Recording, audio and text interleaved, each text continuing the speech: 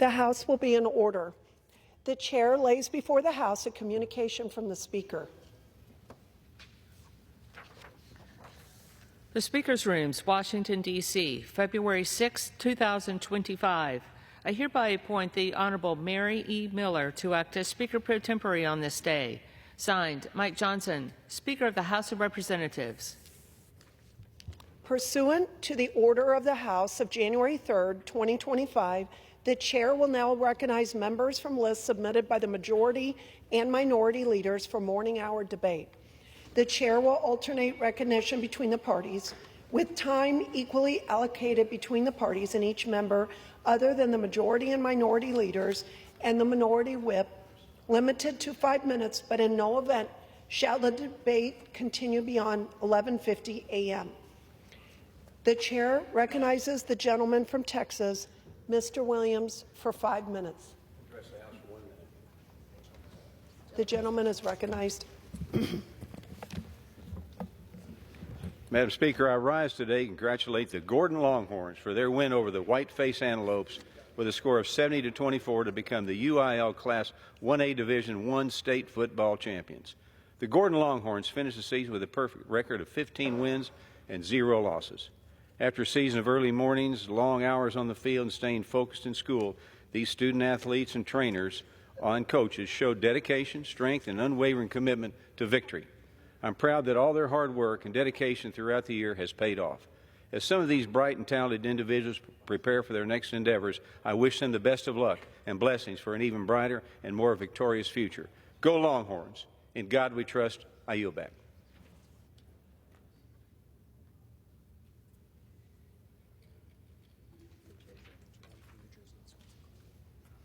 The Chair recognizes the gentlewoman from New Jersey, Miss Watson Coleman, for 5 minutes. Thank you very much. The gentlewoman is recognized. Thank you, Madam Speaker. Today is February the 6th. It's my 80th birthday, and I should be celebrating, but you know what? I'm mourning. And you know why? Because Elon Musk, an unelected billionaire donor, has mounted a hostile takeover of the federal government.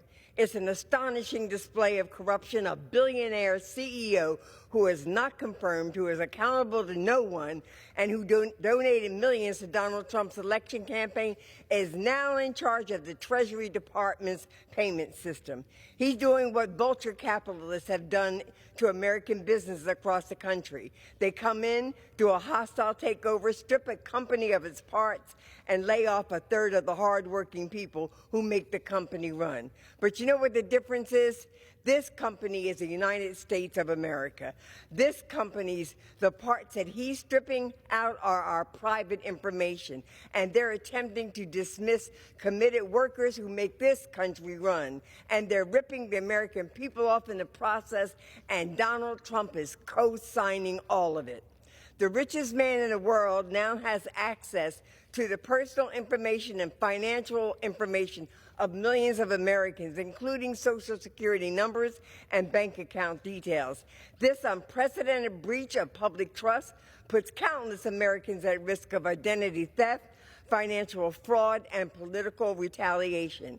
Handing over such sensitive information to a reckless billionaire with a history of self-serving business dealings and foreign interests is not irresponsible. It is dangerous. He is attempting to dismantle the systems within the federal government for several reasons. First, contrary to image he has worked to cultivate, he is not a competent manager. He does not understand how many government organizations function or the important role they play in supporting the United States and its citizens. Rather than learn, he is choosing to break them like a frustrated and a patient child. Second, he sees an opportunity to make more money. His companies already receive billions in government contracts by taking control of key parts of the federal system. He can steer more taxpayer money into his pockets. Last is ideological. He was born and raised in South Africa under the apartheid system, and he is a white supremacist. He elevates the opinions of neo-Nazis on his social media platform. He proudly gave a Nazi salute to a rally earlier this year.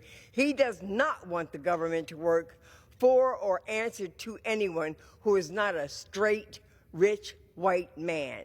Since the moment my office opened Monday morning and continuing, my constituents have been calling my office understandably furious at this naked display of corruption, and I share in their outrage. This is an outrageous thing we are witnessing. My congressional colleagues and I have been in discussion over the past few days about what we can do to fight back, and I'm fully committed to using every tool at my disposal to resist this egregious, un-American, and unconstitutional outreach. To those listening, call your reps and tell them how you feel about this out-of-touch billionaire reaching his hands into your private information. To the civil servant employees who work every day to make government running, I ask you to stand your ground. Tell those minions of the unelected billionaire donor that you don't work for them, you work for American people. When they demand access, tell them no. And when they tell you you're dismissed, tell them to speak to your union rep, because you're not leaving until you hear from them. Stand up, American people. Stand up for your families and stand up for and protect your rights. And to my Republican colleagues, aren't there at least 3 who believe in America? I yield back. Members are reminded to direct their remarks to the chair and not to a perceived viewing audience. The chair recognizes the gentleman from Pennsylvania, Mr. Thompson, for 5 minutes. Well, thank you, Madam Chair. Madam Chair, I rise to discuss a topic fundamental to the strength of our workforce and the future of our economy: career and technical education, otherwise known as CTE. Yesterday, I introduced a resolution celebrating CTE Month and highlighting these programs' vital role in preparing students for high-skill, high-wage careers. The reach of CTE programs are vast. They shape industries that are the backbone of our economy: healthcare, information technology, advanced manufacturing, infrastructure, and the skilled trades, just to name a few. With a record number of learners enrolled in CTE programs nationwide, more than 12 million, it is clear that these initiatives are making a difference. However, we still face a major challenge: skills gap. Today, there are approximately 8 million job openings in this country. Businesses, both large and small, are struggling to find qualified workers with specialized skills needed to compete in an ever-evolving job market. Emerging technologies like artificial intelligence, cybersecurity, and automation are reshaping our economy, demanding higher levels of expertise, problem-solving, and adaptability from our workforce. The solution is clear. We must continue to invest in CTE programs. These programs bridge the gap between education and employment, ensuring that students and workers of all ages have the tools that they need to succeed. CTE is a powerful pathway to success. By providing hands-on experience, industry certifications, and real-world knowledge applications, CTE empowers individuals to secure high-quality jobs and build prosperous careers. I've long recognized the importance of CTE through legislation like the Strengthening Career and Technical Education for the 21st Century Act.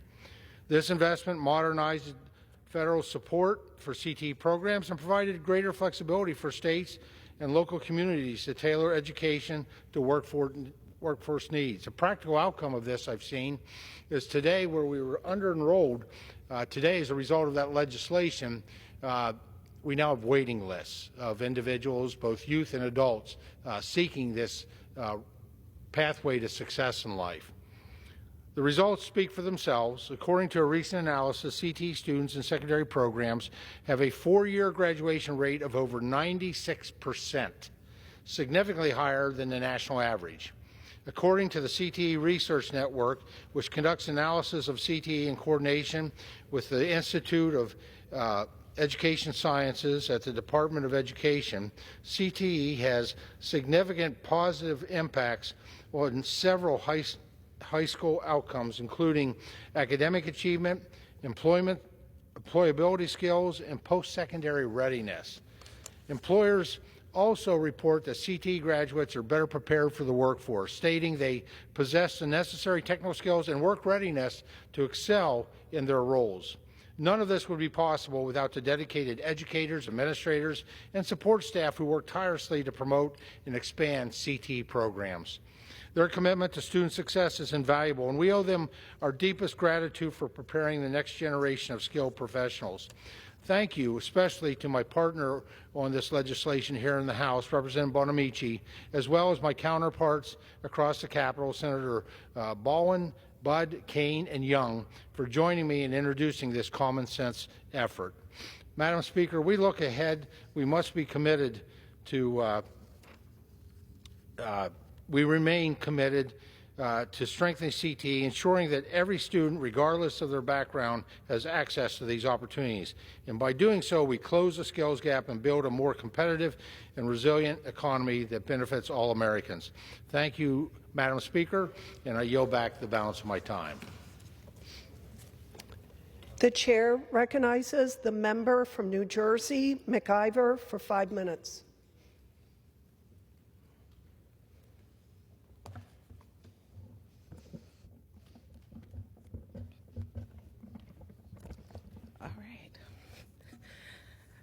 Madam Speaker, I rise to celebrate the incredible voices and stories captured in We Were Strangers Once Too. This is a powerful memoir retelling the immigrant journeys and stories of students from my district. I had the opportunity to meet these young authors and witness them share vulnerable and deeply personal experiences. Their stories highlighted the difficult reality for many migrants who leave their home country in pursuit of a better life. And these stories highlight something else: hope. Hope for a brighter future, and hope rooted in the belief that no matter where we come from, we all deserve dignity, safety, and happiness. As immigrants are othered by divisive policies, stories like these bring us closer together and show our shared humanity is stronger than what tries to divide us. They serve as a reminder, as President Obama once said, that we were strangers once too. I commend the bravery of the student authors sharing these truths and the work of their editor, Sean Adler, who is here with us in the gallery today. Thank you for sharing your voices with the world. Madam Speaker, I rise today to honor Inez Rosalie Alick Elliott, who just celebrated her 108th birthday. Known as Rose to family and friends, she celebrated her 108th birthday on January 20th. Faith has always been a cornerstone for Rose's life. A longtime member of Calvary Baptist Church in East Orange, Rose embodies the spirit of service and dedication. Her commitment to our community has been recognized with numerous accolades. She was honored with the Essex County Legends Award for her contributions and work improving the lives of fellow seniors. Known for her grace, laughter, and wisdom, she remains a positive role model for all of us. She is a beacon of inspiration, reminding us all that her faith, service, and laughter are the keys to a long, fulfilling life. Happy birthday, Rose. Madam Speaker, last week I introduced the SNAP Benefits Fairness Act in the U.S. House with Rep. Chantel Brown to remove the housing cap on supplemental nutrition assistance program and make SNAP benefits more accessible to those who need them. The cost of housing is taking up more and more of Americans' paychecks, and SNAP benefits are not keeping up. It's time to bring SNAP up to speed and create opportunities for working families to use essential programs like SNAP that reduce poverty and help them make ends meet.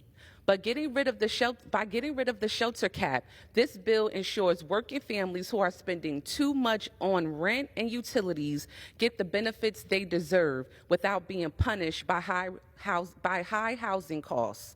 I'm grateful to Rep. Brown for joining me on this legislation that will help ease the burden on families. With that, Madam Speaker, I yield back. The chair reminds members that the rules do not allow references to persons in the gallery. The chair recognizes the gentleman from California, Mr. McClintock, for 5 minutes. Madam Speaker, hell hath no fury like the deep state scorned. That's become obvious from the over-the-top hysterics directed against Elon Musk as he turns over bureaucratic rocks and shines a light on what's been going on beneath them. What he's already exposed should infuriate and alarm every American. Millions of taxpayer dollars covertly used to support attacks on the Democrats' political opponents. Millions more to support far-left causes in this and other countries. Millions of dollars that were supposed to defend Ukraine that instead vanished into the pockets of Ukrainian businessmen. Millions more to fund the Wuhan lab that unleashed COVID on the world. $15 million spent on condoms for the Taliban. Millions more to support illegal aliens entering our country. Still millions more on promoting leftist gender ideology around the world. America is on the verge of bankruptcy. And yet the elites within our government have no conscience at all as they hollow out the earnings of working Americans to fund their pet ideological causes. And instead of hanging their heads in shame, the Democrats actively defend this waste. Congress never voted to spend money in this manner. Unelected bureaucrats within the sprawling federal labyrinth did, behind the backs not only of the American people, but of their elected representatives. You know, they say the most closely guarded state secrets are not those marked top secret, but those considered embarrassing. By exposing this outrageous waste, Mr. Musk has embarrassed the Democrats, which is why they tried to bar him from opening the books for the American people to see. And now that those embarrassing secrets are being revealed, the left has reverted to its tired old habits of personal attacks and character assassination. The new boss hires an accountant. The accountant says, "Joe, let's see your expense account records." And suddenly, it's a threat to democracy and a constitutional crisis. A threat to democracy? Well, that's somewhat ironic from a party that just threw out a year's worth of primary elections when they didn't like the candidate that their own voters selected. Well, it turned out their voters didn't like their unelected nominee either, and Americans instead elected Donald Trump as president with an overwhelming majority. Democrats, that's what's called democracy. The Democrats shout constitutional crisis. Do they not understand that under our Constitution, the executive power shall be vested in a President of the United States? All executive power flows from the President to his subordinates and advisors. That includes Elon Musk, as well as every bureaucrat at USAID. Under our Constitution, there is no executive power that is independent of the President. The difference is that Elon Musk is carrying out the policies that the people elected this government to pursue, and the bureaucrats at USAID are not. And that's a big problem in a democracy. The Democrats tell us that it's undemocratic for the democratically elected president to question how the unelected bureaucracy is executing the laws that the president is elected to uphold. But how can a president faithfully execute the laws if he and his deputies cannot see clearly and accurately where the public money is going and verify that it's being spent in accordance with the law and put a stop to it when it's not? The true threat to democracy is an entrenched ruling class that operates entirely outside the control of the duly elected representatives of the people. Once that takes root, elections become meaningless because the people's decisions at the ballot box are no longer executed by their government. The federal bureaucracy increasingly acts independently and often in defiance of the people's choices. That was the story of the first Trump presidency. It must not be the story of the second or of any future presidency, because it's the very definition of a tyranny, government operating outside the control of the people. And that is what the Democrats are now advocating. In his Gettysburg Address, Lincoln noted the great task remaining before us, and he offered, well, a prayer, really, that this nation under God shall have a new birth of freedom, and that government of the people, by the people, and for the people shall not perish from the earth. That remains the great question and the great challenge of our generation, and it's a destiny that we must fulfill. I yield back. The chair recognizes the gentleman from New York, Mr. Kennedy, for 5 minutes.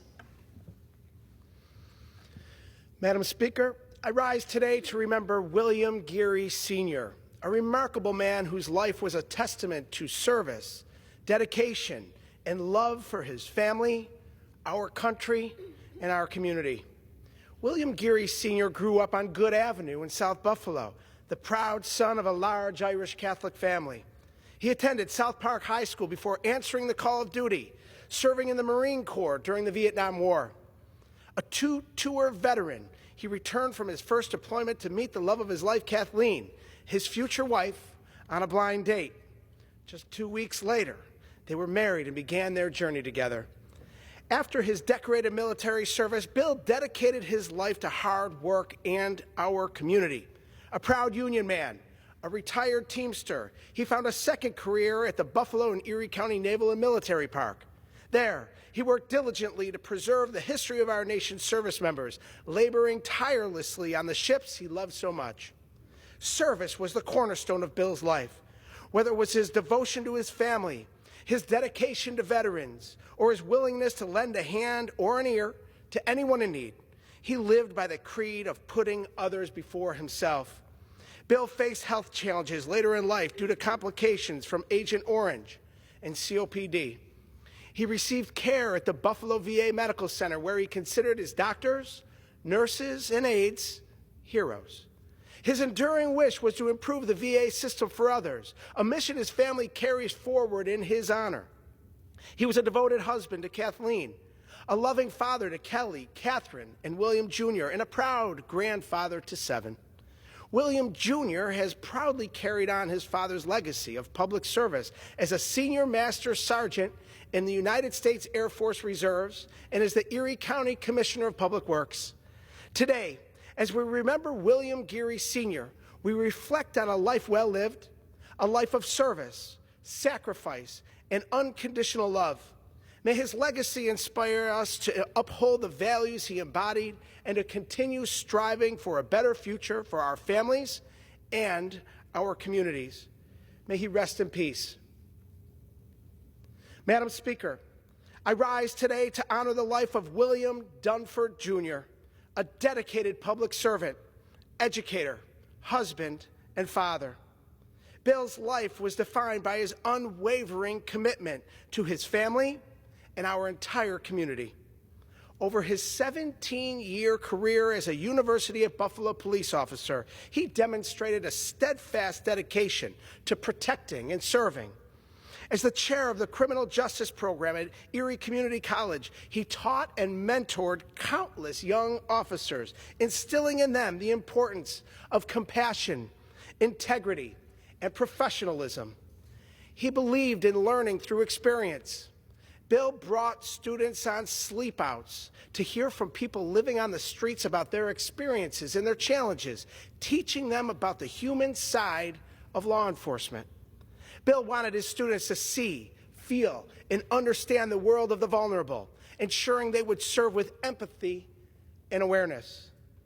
Aside from teaching our young people, Bill also taught seniors at the Polish Community Center how to protect themselves from fraud and other harm.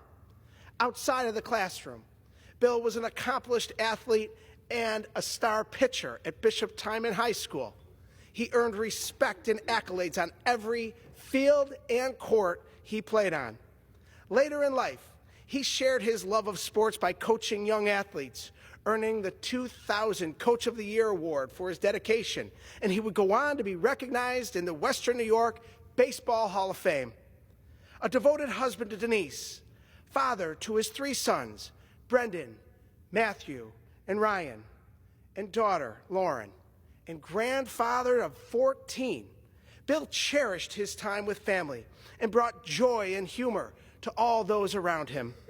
Bill's legacy goes on beyond the classrooms where he taught or where he coached. He inspired his 3 sons to pursue careers in law enforcement, continuing his mission of service. His daughter serving her own career in service to the public as a family doctor. Bill Dunford Jr. was a pillar of our community and a dear friend. He will be deeply missed. May his example continue to inspire all of us to serve with love, dedication, and compassion. May Bill Dunford Jr. rest in peace. I yield back. The chair recognizes the gentleman from Missouri, Mr. Alford, for 5 minutes.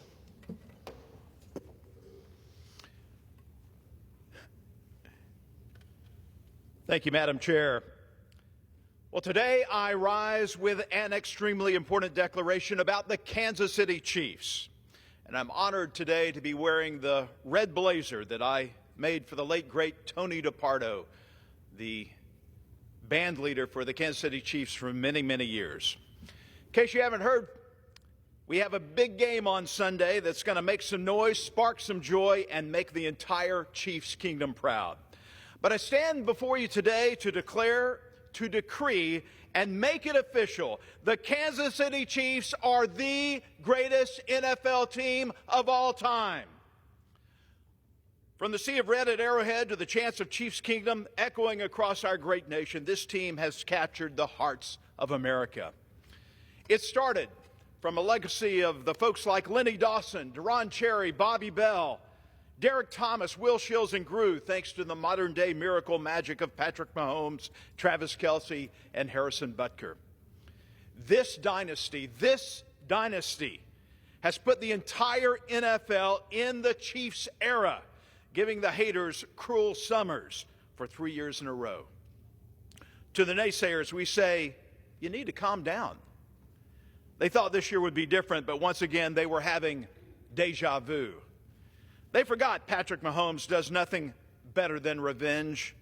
They thought Travis would be too distracted by his love story to perform the big games. And they wrongly thought that delicate Josh Allen would be tired of only winning paper rings.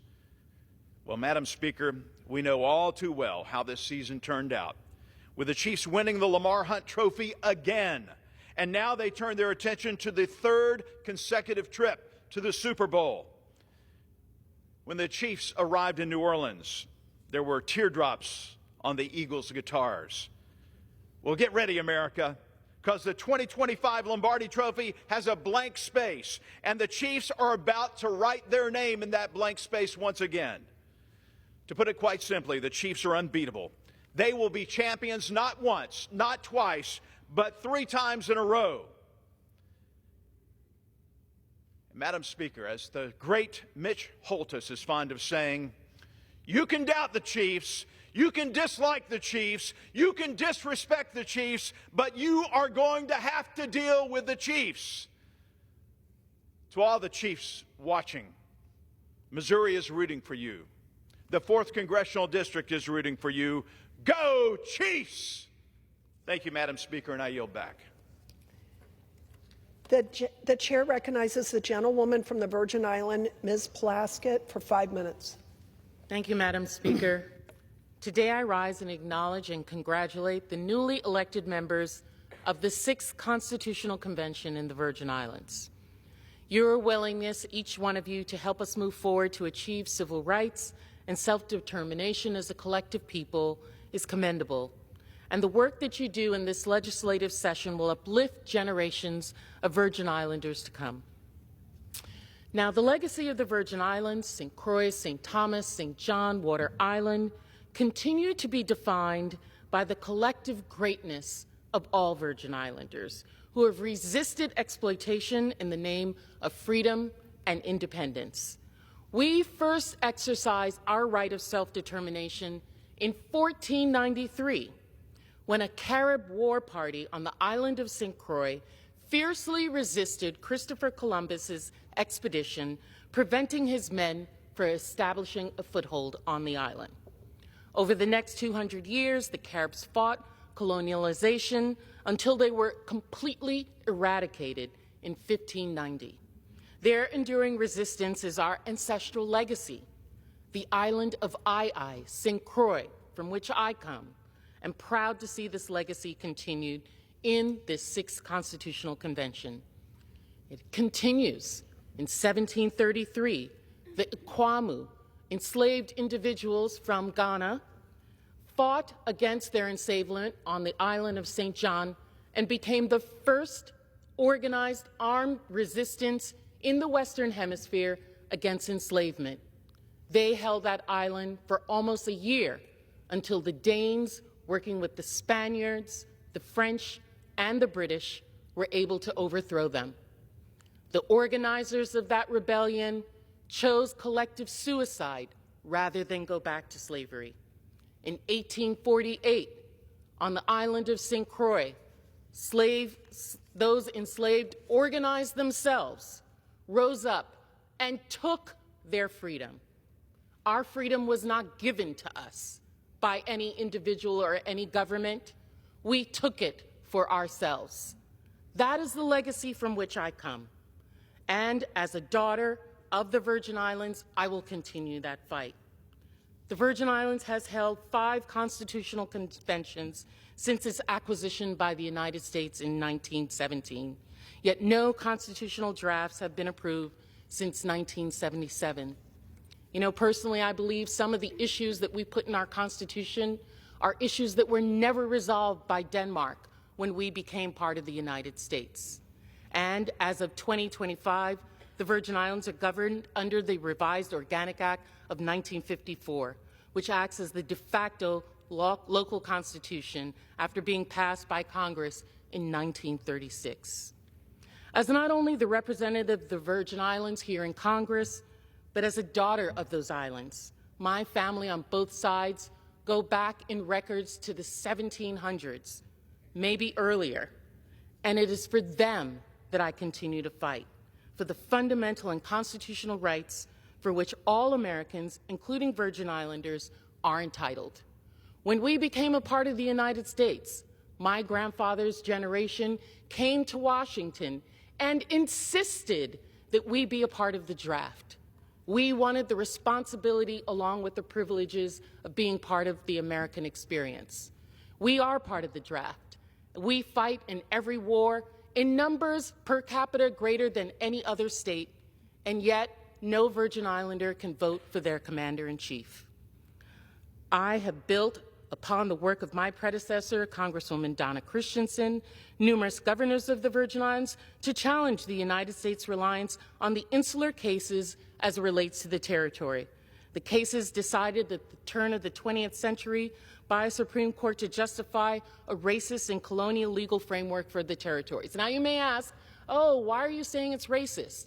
When the Supreme Court justice, in his opinion, say that the people who inhabit these islands are savages who cannot understand constitutional law, that's prima facie racism to me, particularly when a Virgin Islander who came to the United States in the 1700s, Alexander Hamilton, helped to write that Constitution under which you stand.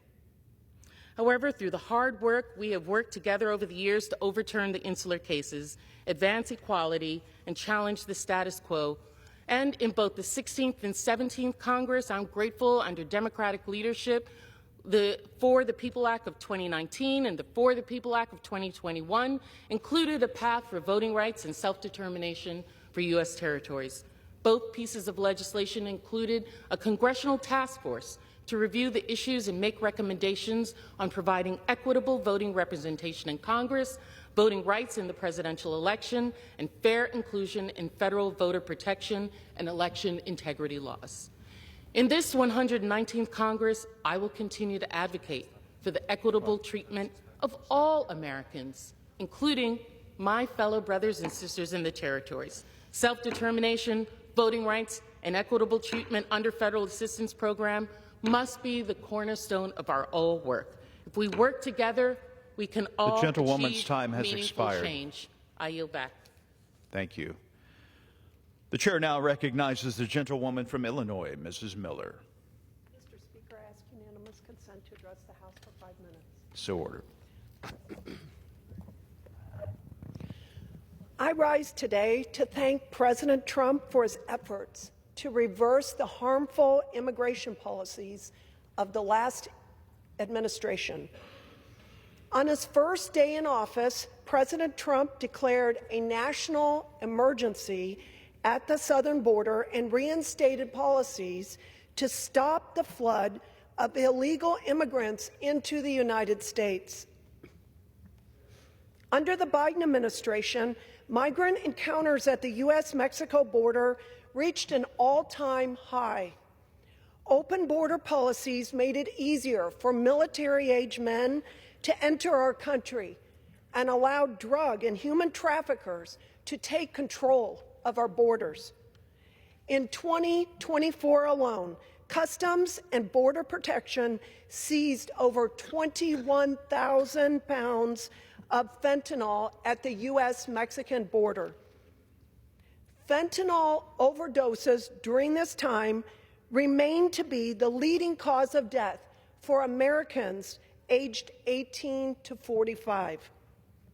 I applaud President Trump for taking border security seriously, including his threat to impose tariffs on Mexico, which led the president to deploying 10,000 members of the Mexican National Guard to strengthen border security.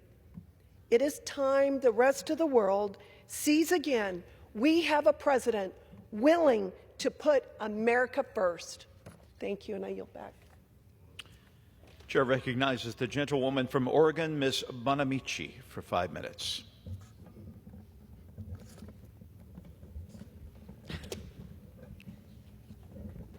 Thank you, Mr. Speaker. Recently, an Oregonian told me that his young daughter and her friends, especially her Hispanic friends, are scared at school. They're kids, they're at school to learn. And then I learned why they're scared. And I rise today to strongly condemn the Trump administration's unconscionable decision to rescind guidance that restricted immigration arrests near sensitive locations, including hospitals, places of worship, and schools. For several years, ICE operated under a policy that designated certain areas as safe from immigration enforcement raids. Now, Donald Trump has reversed that. And this decision to no longer protect schools from immigration enforcement is harmful, and it makes our schools less safe. We should all be working together to keep students safe at school. So instead of criminalizing children, undocumented children, children who look like they might be undocumented, so instead of criminalizing them in classrooms, we should be protecting all children from the horrors of mass shootings, which unfortunately are far too frequent in this country. I want to be clear. Immigrant children are not hiding in American schools, as the current administration wants you to believe.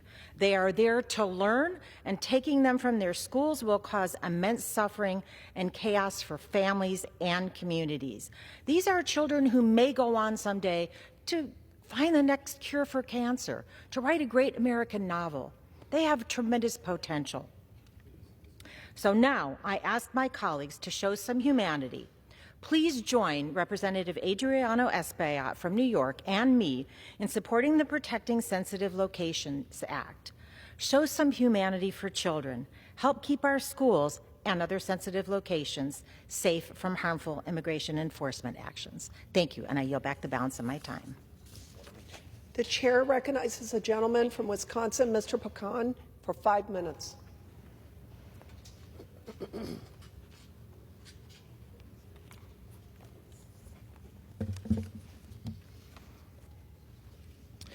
Thank you, Madam Speaker. If you've ever had a steak dinner, you've likely seen a little sprig of parsley on the plate. Yeah, it's food, but clearly it's meaningless to your dinner. Simply a splash of color likely left on your plate when you're done. They'll get washed off or thrown away in the garbage because ultimately it's meaningless, which is how the Republican majority in Congress is acting during this moment in our nation. As Donald Trump bends and breaks the Constitution and congressional authority, almost every Republican lawmaker is sitting back and playing the part of parsley. Silent, maybe a little colorful, but ultimately useless, and that's too bad. As a co-equal branch of government to the executive branch, Congress has an obligation to steer our country's direction. But the current majority doesn't even have a steering wheel, much less a car. They're sitting on the sideline cheering on the takeover of our constitutionally given powers, acting like pieces of parsley. Well, House Democrats won't stand by. We may not be in the majority, but we're going to call out every illegal action and improper use of power that the executive branch is taking that's hurting our country. We're going to encourage and where we can participate in lawsuits. And we're going to expose those who sit quietly by and allow want to be authoritarian and his billionaire benefactor to attempt to destroy our democracy. And we will fight Republicans' enabling agenda in Congress. We won't be washed off the plate. Too much is at stake.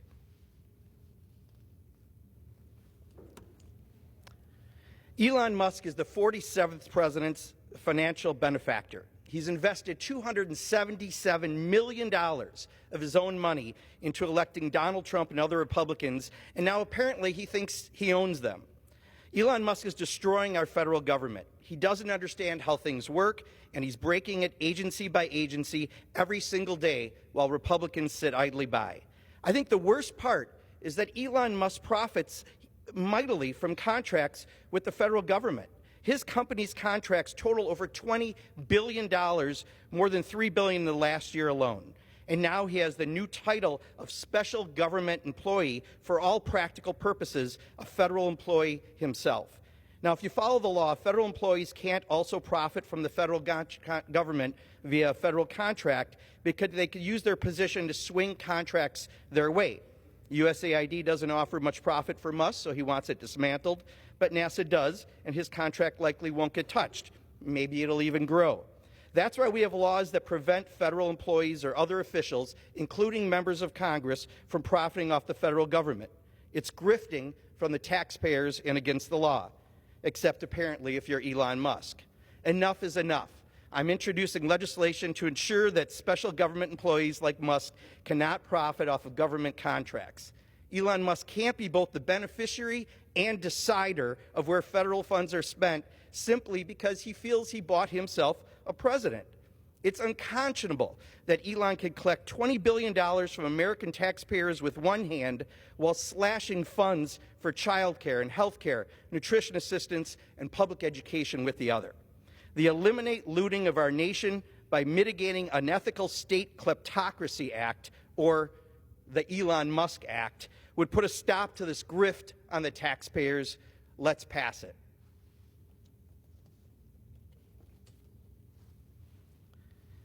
Last week, Donald Trump tried to do what many authoritarian leaders and dictators in other countries have done. He tried to steal money that Congress appropriated for the American people so that he could provide a tax break to Elon Musk and other billionaires and multimillionaires across the country. His main focus has been to raise the $4 trillion that he needs to fund his tax break for the wealthiest for the next 10 years. That theft will ultimately take away funds from education and housing and health care and veterans benefits and funds for working people so that we can give billionaires an extra home in the Cayman Islands or membership to Mar-a-Lago. Social Security and Medicare? Beware. A privatized post office? Quite possibly. Programs like Medicaid, health care, and long-term care for people with disabilities that are in need? For sure. Everything we warned you about in Project 2025 is coming true and more. Shutting down federal agencies won't lower the cost of groceries one dime, but it sets up a gigantic tax break for Elon Musk and Donald Trump. Now is the time to ensure you don't treat politics as a spectator sport. It's about our survival. And I yield back. Members are reminded to refrain from engaging in personalities toward the president. The chair recognizes the gentleman from California, Mr. Barra, for 5 minutes.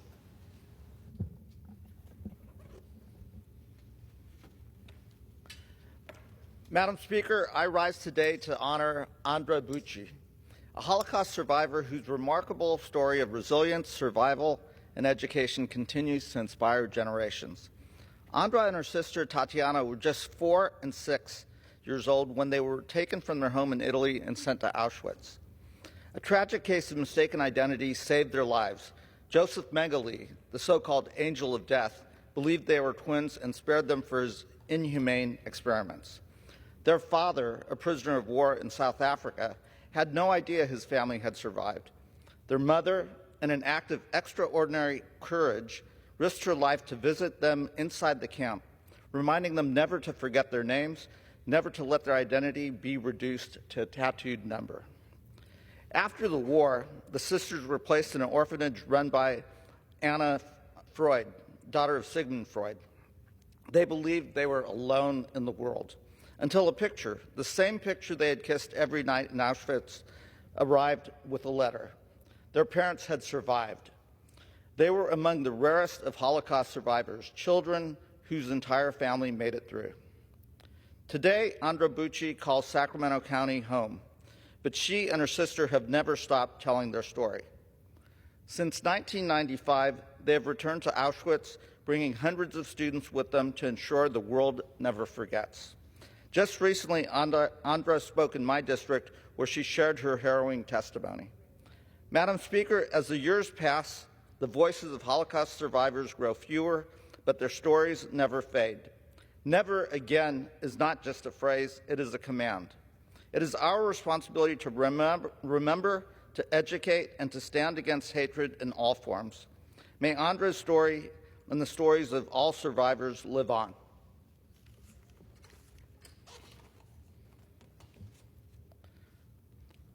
Madam Speaker, I rise today to recognize and congratulate the exceptional students of Rio Americano High School AM Jazz Band for an outstanding achievement. This talented group has been selected to compete at the prestigious Essentially Ellington High School Jazz Band Competition and Festival at the Lincoln Center in New York City. This is one of the most distinguished honors in high school jazz, and Rio Americano has now earned this recognition for the 12th time, the most of any high school in California. Sacramento has long been known for its vibrant arts and music community, and Rio Americano High School is helping put our city on the map as one of the best music programs in the country. This year's festival is particularly special as it celebrates the 30th anniversary, bringing together 30 high school bands, including 3 from international schools. Hosted by Jazz at the Lincoln Center, this competition not only showcases talent, but also promotes jazz education and appreciation, carrying forward the legacy of the legendary Duke Ellington. This is a moment of pride, not only for Rio Americano, but for our entire Sacramento County community. Madam Speaker, let us recognize and celebrate this extraordinary accomplishment. Congratulations to Rio Americano High School AM Jazz Band. Let's go win. Madam Speaker, I yield back. The chair recognizes a gentlewoman from North Carolina, Ms. Ross, for 5 minutes.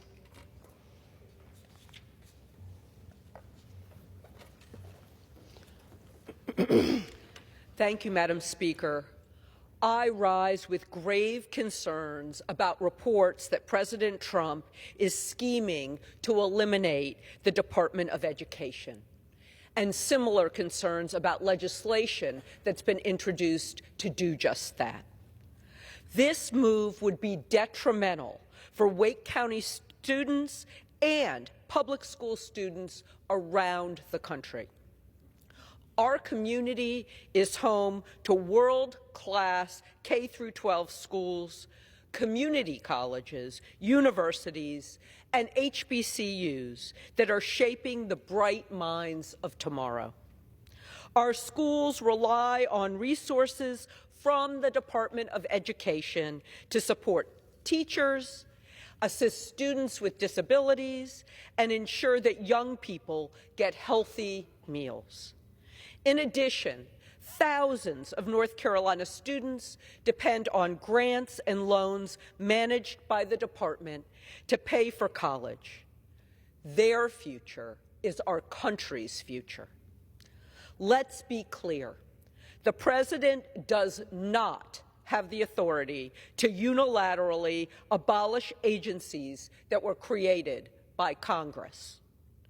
Under his plan, Donald Trump and Elon Musk are attacking our kids and their teachers, and we will fight this every single way that we can.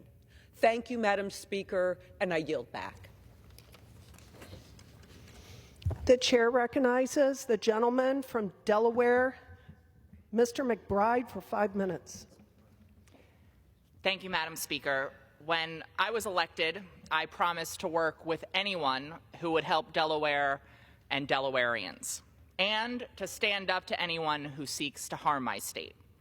Instead of seeking common ground, the Trump administration from day one has waged an unrelenting attack on working people in Delaware and across the country, seeking to freeze funding for first responders, domestic violence shelters, schools, and healthcare facilities that my constituents rely on.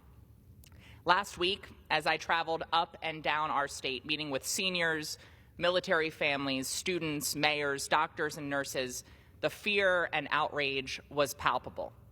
People were terrified by the administration's funding freeze. A senior center in the heart of my state was worried that they wouldn't be able to provide meals to the Delawareans they serve.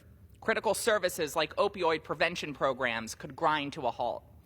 Research programs fostering innovation in Delaware already received stop work orders, putting Delaware jobs at risk.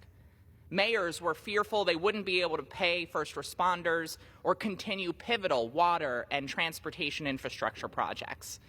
Perhaps most disturbing, some hospitals, community health centers, and clinics that serve rural and urban communities facing desperate health deserts don't know if they'll be able to continue serving some of our state's most vulnerable. In all of these instances, the federal funds my state relies on were appropriated by Congress and signed into law by the executive. But the current administration is threatening to illegally freeze funding for these life-saving services and to gut the federal workforce tasked with helping my neighbors. It has thrown communities across Delaware and around the country into chaos. And that is their goal.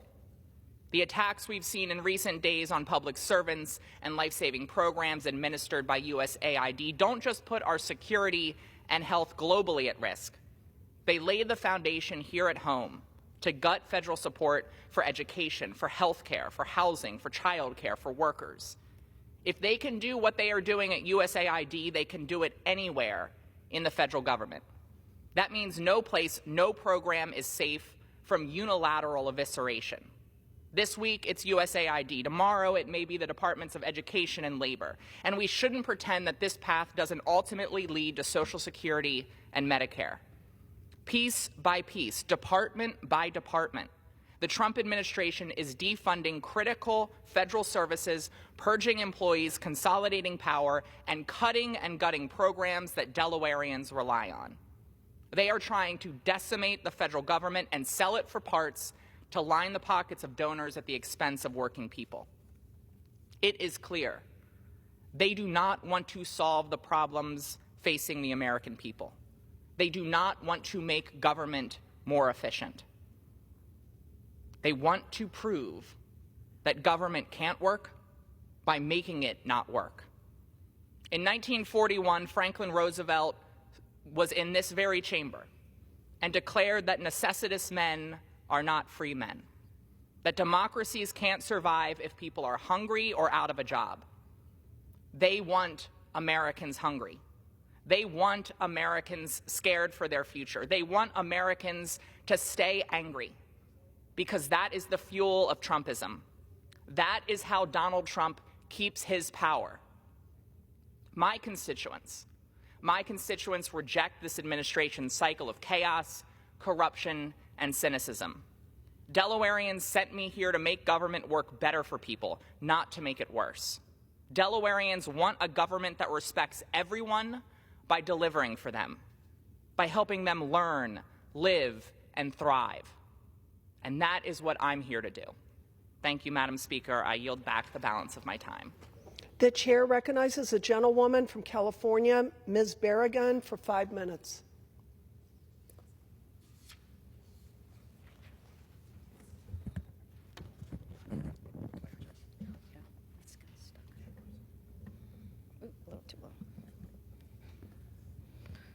Thank you, Mr. Speaker. I rise today to sound the alarm for the American people about the abuse of power that House Republicans are allowing. That puts the American people in danger. House Republicans have allowed billionaire Elon Musk and his gang of thieves to enter the U.S. Treasury Department, fire the people entrusted with secret private information about Americans, and give them that access. This billionaire, his interns, and his young workers have complete access to your Social Security number, your bank account number, your name, your address, your Medicare payments, your tax refunds. your veterans' benefits. This privacy violation endangers the personal information of the American people. Yet where are House Republicans? Totally silent, doing nothing, saying nothing, just allowing it to happen because they're okay with it. What's the worst that can happen? Your data accessed in a way that makes it vulnerable to hackers or identity theft. SNAP benefits could be cut, Head Start shut down, your Medicare payments delayed or frozen, all without a paper trail. Elon Musk and his Dodge friends have the ability to choose what government bills to pay and what not to pay. I've heard from the American people. They do not want a federal contractor that receives billions of dollars in government payments to decide which contracts to pay or to punish Americans who disagree.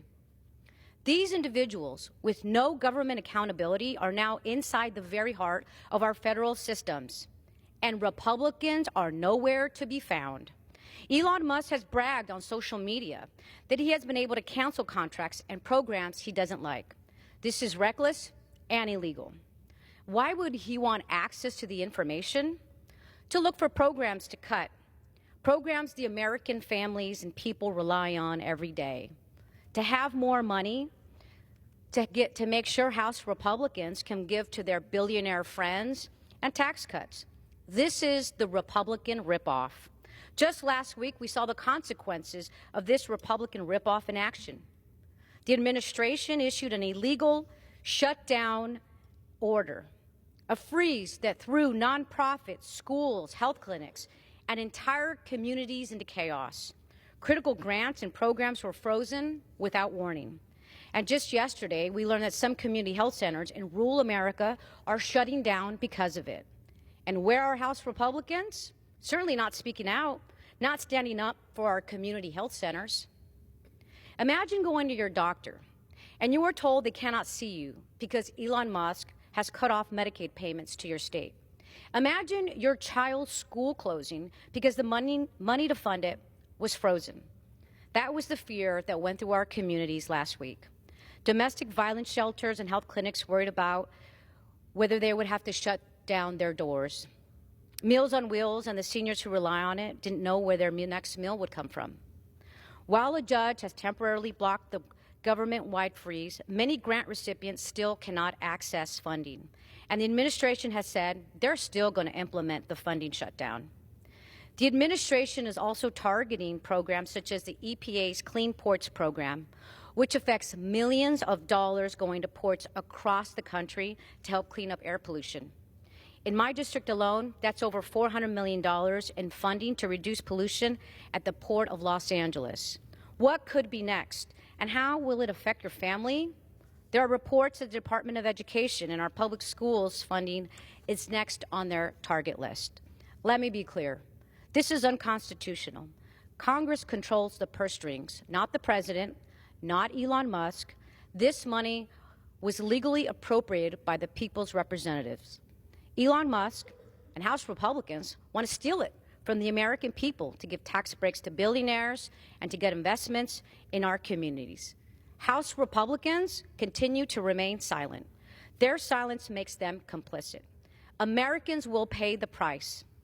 Democrats will stand up, speak out, and fight back. Just one of those things Democrats are doing to fight back is we're demanding that Republicans quickly bring up legislation to protect your private information. Let's all support that. With that, I yield back. The chair recognizes a gentlewoman from Massachusetts, Ms. Presley, for 5 minutes. Thank you, Madam Speaker. Good morning, and happy Black History Month. Black history is American history, so I rise today to give a history lesson. I think at moments of inflection for our country, history provides a critical contextualizing. It's in order to go forward, we need to look back, especially when you have a White House that is working overtime as laid out in their playbook, Project 2025, to ban our history and to dismantle our Department of Education. So let's start at the beginning. Why did we establish a federal Department of Education? In the early days of this nation, education was left entirely to the states, and schools were run by a patchwork of religious schools and one-room schoolhouses, leaving many children excluded based on their race, gender, or poverty. Now, there's much I disagree with our founding fathers on, but they knew that preserving democracy required an educated population, one that could participate in civic issues, understand social and political issues, vote and resist tyrants. So in the late 1700s and early 1800s, the concept of free public education began to take hold, but not for everyone. Enslavement ruled the day. Black and Native American families faced state-sponsored violence and systemic exclusion from education. In the 1830s, it was the Commonwealth of Massachusetts and a legislator named Horace Mann that established the Common School movement, pushing to extend free public education to poor and middle-class children. Yet, black children across the nation were still barred from learning and faced severe punishment and abuse if they tried. By the 1870s, Reconstruction in the South gave way to Jim Crow laws that segregated public spaces, including and explicitly our schools. Additionally, child labor exploitation was rampant. Education for girls lagged far behind, and children with disabilities were far too often institutionalized and not educated at all. A little more than 100 years later, our Department of Education in its modern-day form was championed by none other than the late, great President James Earl Carter. May he rest in peace and power. He knew that fully implementing the civil rights legislation of the 1960s and fighting Jim Crow would require a well-resourced federal role in education. This agency had existed for over a century in many iterations, but Carter explicitly understood that at the core of education was a vision of opportunity and access for every child in America. He and Congress resourced the department accordingly, and this department was tasked with implementing core tenets of the Civil Rights Act and the Individuals with Disabilities in Education Act. Federal funding through the Department of Education became integral to addressing disparities, hiring and training teachers, to building accessible school facilities, enforcing civil rights protections, to heating and powering those buildings, and to finally to live up to our ideals of education as a pathway to opportunity in America. Madam Speaker, today that progress is under attack. The Trump administration's attack on education are a fundamental attack on democracy and on every child who calls this country home. Let's call it what it is. Resegregation, a full-scale attack on civil rights, dictating what can be taught. It is shameful. I stand firmly on the side of our public school babies and our educators and families today and always. The chair recognizes the gentlewoman from Texas, Ms. De La Cruz, for 5 minutes. Thank you.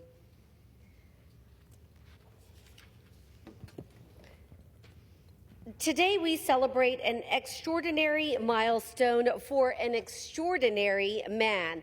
Live Oak County Sheriff Larry Busby, sworn in on New Year's Day for his 12th consecutive term. Sheriff Busby has cemented his place in history as Texas's longest serving sheriff.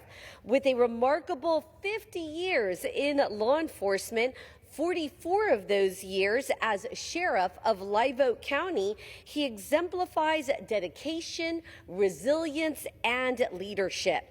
Sheriff Busby's philosophy of treating everyone with respect has earned him not just the trust of his community, but also their enduring support.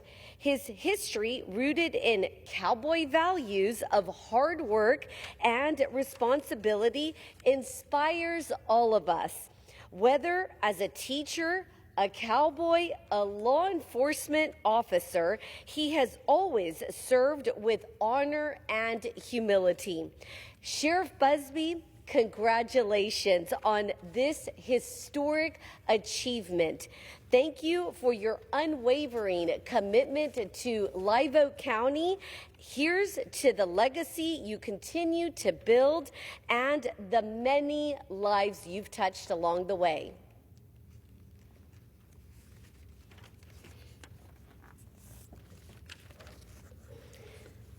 Madam Speaker, Today, I rise to honor Lieutenant Oscar Trevino of Edinburgh, Texas Police Department, who retired after an extraordinary 37 years of service. On January 10th, Lieutenant Trevino marked the conclusion of his remarkable career with an emotional last call over the radio. A powerful moment that symbolized his unwavering dedication to protecting and serving his community. Lieutenant Trevino's legacy is one of courage, of leadership, and selfless commitment. He has made an indelible impact on Edinburgh, and his years of service will not be forgotten. As he begins his well-deserved retirement, we express our deepest gratitude and wish him all the best in his upcoming retirement and new chapter of life. Thank you, Lieutenant Trevino, for your service and your sacrifice.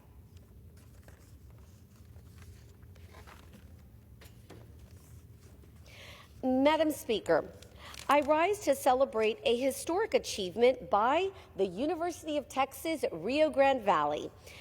Their chess team, who claimed their first outright victory at the Pan American Intercollegiate Chess Championship earlier this month. Out of 91 teams, UTRGV's A team delivered a flawless performance, winning all 6 matches, a feat unmatched in the tournament. This victory exemplifies talent, teamwork, and the vaquero spirit. This win secures UTRGV's spot in the prestigious President's Cup, where they'll compete for their 4th National Collegiate Chess Championship. Their success is a testament to the extraordinary caliber of UTRGV students. Congratulations to the team and their coach and the entire UTRGV community. We are all so proud of you and look forward to cheering you on in April.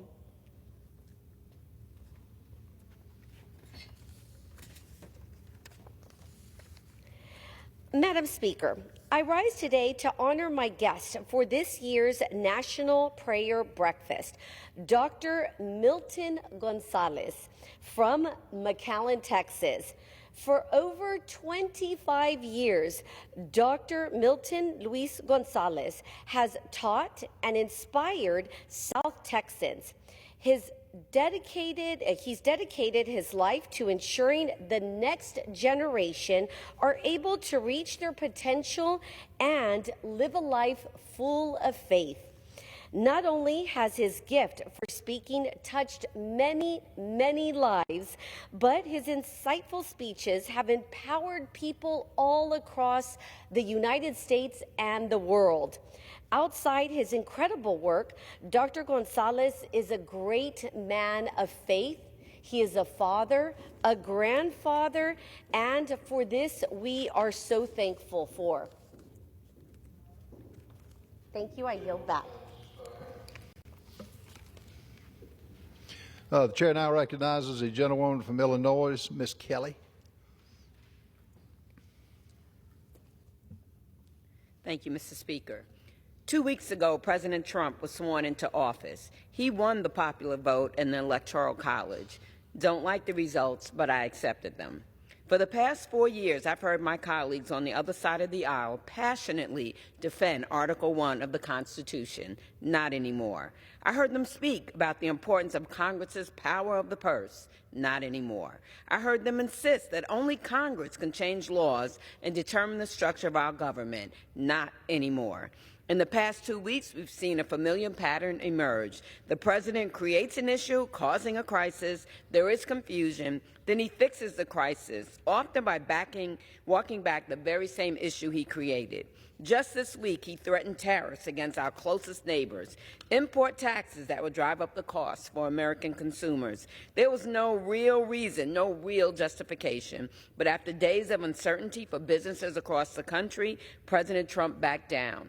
And what did he get in return? Promises from Canada and Mexico that they were already planning to do around border security. To make matters worse, while President Trump plays the bully on the world stage, an unelected billionaire has been running our government. Elon Musk, who was never confirmed by the Senate, never elected by the American people, now wields immense power. He has installed loyalists who stand to profit from unrestricted access to government records and the personal data of millions of Americans. He donated nearly $300 million to elect President Trump, and now he's getting his return on investment. He now has access to his competitors' financial information. He can dismantle agencies that have challenged him or threatened his businesses. The value of Tesla and SpaceX are tied directly to government approvals, and if he doesn't get his way, he stands to lose billions.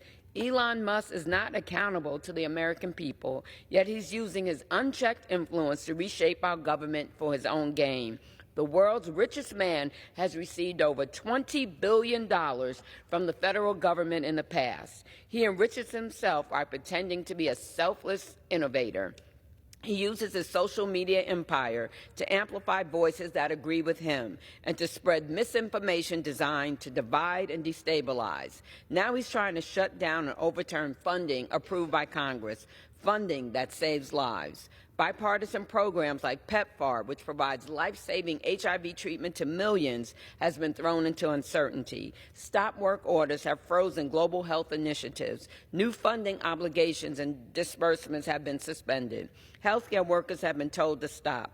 Clinics are being forced to close. Essential medicine and supplies can no longer reach those in need. The impact is devastating, especially for women and children who rely on these programs for survival. And here at home, this administration has found a new scapegoat for everything that goes wrong: diversity, equity, and inclusion. A plane and helicopter crash in our nation's capital must be diversity, equity, and inclusion. Wildfires in Los Angeles must be diversity, equity, and inclusion.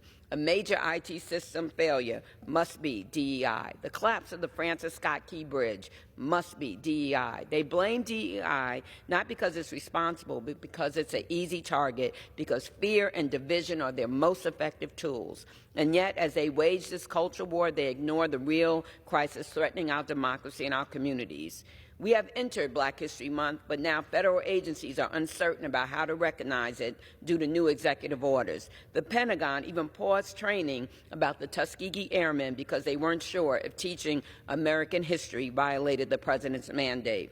We should not be afraid to teach our history to soldiers. We should not be afraid to teach our history to our children. Martin Luther King, Rosa Parks, John Lewis, Maya Angelou, A. Philip Randolph, and many more titans for diversity, equity, and inclusion played essential roles in shaping our nation. Their contributions made America stronger, and their stories need to be told. Yet today, politicians are telling young Black and brown children they will never earn or deserve a place in this country because of the color of their skin. We are at a crossroads. We can stand up for democracy, truth, and inclusion, or we can allow fear and division to dictate our future. I choose to fight for a country where every person, regardless of race, religion, or background, has a fair shot. I choose to stand against corruption and self-interest that puts lives at risk. I choose to defend the values that make our nation strong. I hope my colleagues on the other side of the aisle will remember their oath of office and that we answer to the U.S. Constitution, not a president. The silence from the other side is deafening. I yield back. I recognize the gentleman from California, Mr. Khanna.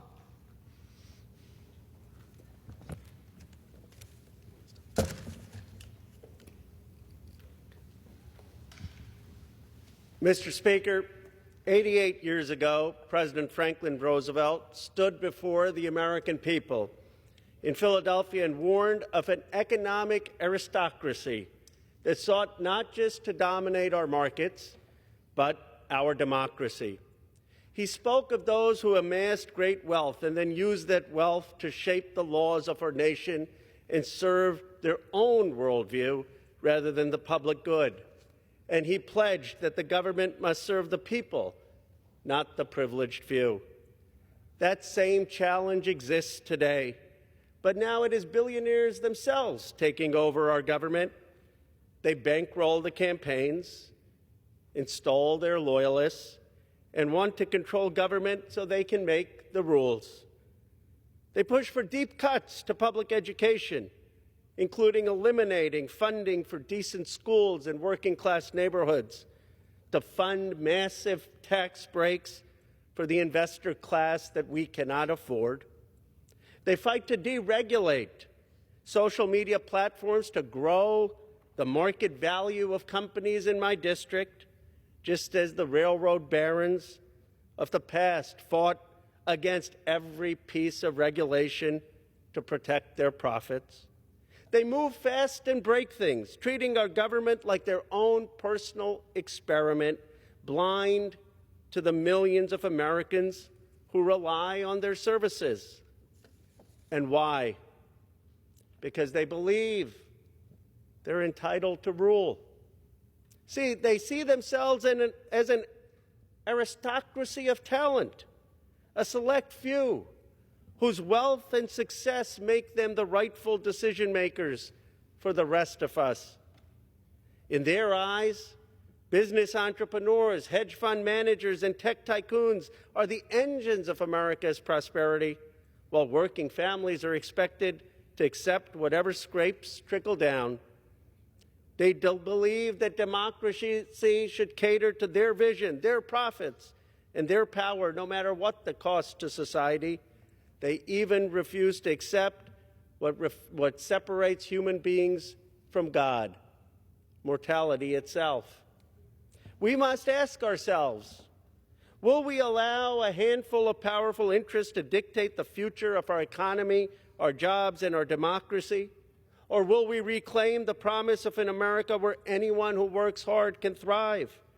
That is our task in this generation, to rebuild an economy that works for the many, not just for the mighty, to invest in American production, to empower workers to share in the wealth they create, and ensure that people, not financial power, determine our nation's course. It is up to us to make good on the radical American belief that our genius lies in ordinary Americans defying a world history in which national glory belonged only to kings, oligarchs, or politburos. You see, America's distinguishing excellence, unlike Russia or China, is our belief in the boundless potential of every citizen. Today, our government must stand up against the impersonal economic forces that have snatched away livelihoods from those working in factory towns and concentrated wealth into a few cities. Our government must make economic independence possible for citizens so they can assert control over their destiny. Just as Franklin Delano Roosevelt stood up to the economic royalists of his time, we must stand up today to the unholy alliance of wealth and power, not out of resentment, but out of resolve, not to punish wealth, but to ensure that prosperity is built by and for the people who make this country run. That is our mission. This is our moment. Let us make sure that we meet it and together believe in the American people again. Gentleman yields. Pursuant to Clause 12A of Rule 1, the Chair declares the House in recess until noon today. The House will be back at noon Eastern to debate a bill to permanently classify fentanyl-related substances as Schedule I drugs that have the strongest controls and penalties. And tomorrow, members will vote on a measure to block bans of oil and natural gas fracking. Watch live coverage of the House when members return here on C-SPAN.